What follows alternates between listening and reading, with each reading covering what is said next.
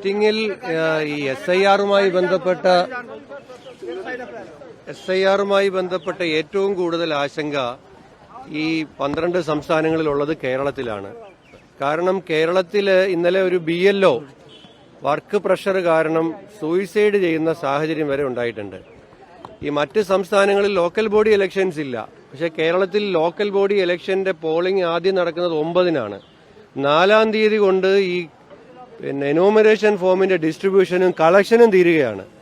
BLOമാര് മുഴുവൻ വലിയ പ്രതിഷേധത്തിലാണ്. ഇന്നലെ സംസ്ഥാനത്തെ മുഴുവൻ BLOമാരും ജോലി ബഹിഷ്കരിച്ച് സമരം ചെയ്യേണ്ട സാഹചര്യം ഉണ്ടായി. അപ്പം നമ്മൾ ഈ മീറ്റിംഗിൽ ഇപ്പോൾ സ്വാഭാവികമായിട്ടും ഈ സംസ്ഥാനങ്ങളിൽ നിന്നുള്ള ഗ്രൗണ്ട് ഫീഡ്ബാക്ക് അറിയാനും അതിനുശേഷമുള്ള തുടർ നടപടികൾ ആലോചിക്കാനുമാണ് ദേശീയ നേതൃത്വം ഈ മീറ്റിംഗ് വിളിച്ചിട്ടുള്ളത്.